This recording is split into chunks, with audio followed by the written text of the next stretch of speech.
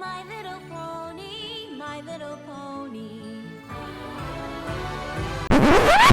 All right, I got a confession to make. I actually like My Little Pony: Friendship is Magic. Yeah, I mean, I think it's nothing new. You know, a lot of guys that are into it probably, aka bronies, but for a good reason, I'd say. Now, I mean, I know that the fandom can be known for some of its cringe stuff that they post, but I really didn't follow that stuff. Just following the show itself, it was actually really, really good. It took me by surprise. I remember back in my high school days when the show first got introduced, I remember I found it kind of ridiculous that there were a bunch of guys into the show. I'm like, really? This show that's kind of meant for little girls and there are guys into it? I don't see how that adds up. I did give the show a chance many years later when I was in college one time, but it was just one episode. I really didn't get that far. But then it wasn't until my buddy Shadowflare, when he posted his review on Generation 5 of My Little Pony, when it kind of inspired me to watch the show myself. That is, Friendship is Magic, Generation 4, not A New Generation. But anyway, I gave the show a shot, and I was honestly surprised. Just from the first couple episodes, they really set the tone for what the show was going to be like, and that it wasn't just your little girl's tea time party kind of show. It was literally like kind of like an anime kind of show. It was, again, it took me by surprise. Now, I mean, what was it that exactly gave this show the charm that it did to many of us guys and adults out there? Well, maybe I'll just go through this basic overview and you'll see what I mean. So the show starts out with Twilight Sparkle being sent to Ponyville by Princess Celestia, her teacher, but to learn about friendship and not magic, which was what she was specializing in. And I mean, I can relate to this too. Like, Twilight Sparkle just wanted to learn about magic, not friendship. She's very apathetic to making new friends because her life goal almost was just to be the master of magic. But within those first couple episodes, we get introduced to the main six: Twilight Sparkle, Fluttershy, Pinkie Pie, Rainbow Dash, Applejack, and Rarity. And it's really fascinating to see all their different personalities and how they interact with each other throughout the show. Without spoiling too much about the introduction of the show, basically what the main six do is that they go on an adventure together to defeat Nightmare Moon and return her back to her former glory as Princess Luna. And on top of that, we get to learn about the elements of harmony and how each of the main six represent those elements of harmony. Now, after the premiere of Season 1, things started to slow down a bit, and for the better, I'd say, because Season 1 is that season where it's supposed to introduce the characters and the setting for the entire series. And boy, they actually really did a good job with that. Though it may be a bit slow paced, it was actually really well done. Then moving on to Season 2, we got to see Discord, one of the other main characters in the show. And while he only showed up in those first 2 episodes of the season, it did give us a glimpse of what to expect from him later in the series. But as for Season 2, I feel like it was that season where we got to dive deeper into the main characters, and as well as see their interactions with the setting and with the young fillies. But yeah, that reminds me about the Cutie Mark Crusaders that were introduced back in Season 1. We got to see more of them in Season 2 and beyond even. We also got to see how the main six interact with the Cutie Mark Crusaders and with each other as well.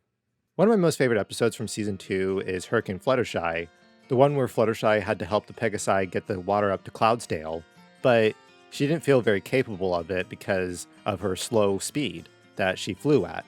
And this is one of those episodes where I felt like I could really identify with Fluttershy because her being shy and having low self-esteem, that was very much me growing up. And not to mention, she is actually my most favorite character from the series.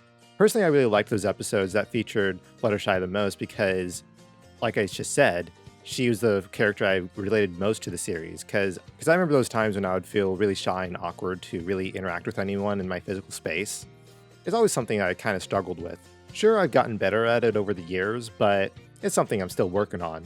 And it really gives me comfort to watch Fluttershy to see how she's grown throughout the series, because if you look at the beginning of the series, she's someone who went from being really shy and introverted and not really wanting to interact with other people, and on top of that, having low self-esteem and not being able to assert herself or just feeling afraid to assert herself because of a fear of judgment or a fear of putting the other pony down. Yeah, that's how I was growing up.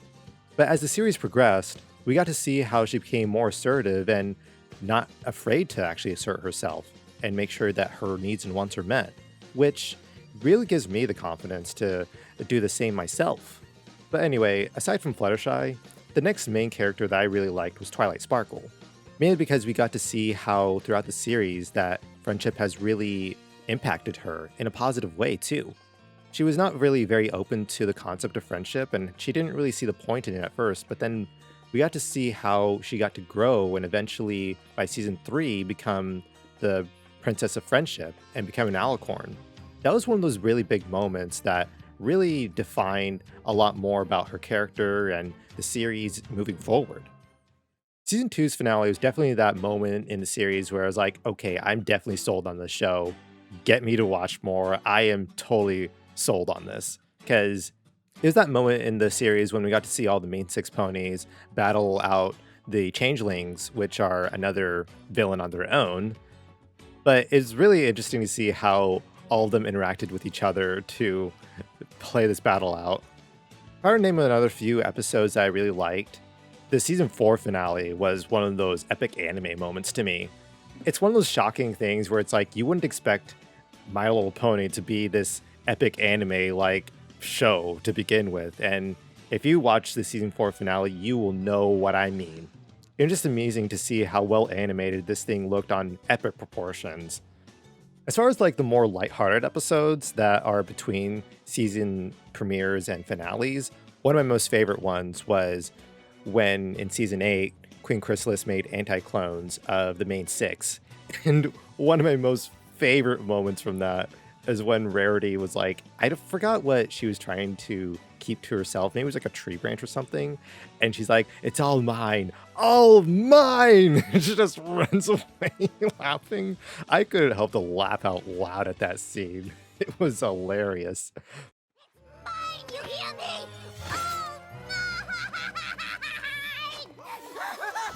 mine! But that, aside from that moment from that episode, that was an episode where I really loved to see how the main 6 dealt with the anti-clones, and they had no clue that they were dealing with anti-clones the entire time.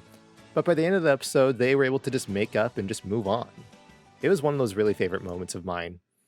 And by the end of the series, I really loved how it wrapped up. The season 9 finale was honestly one of the best series finales I've ever seen from any show.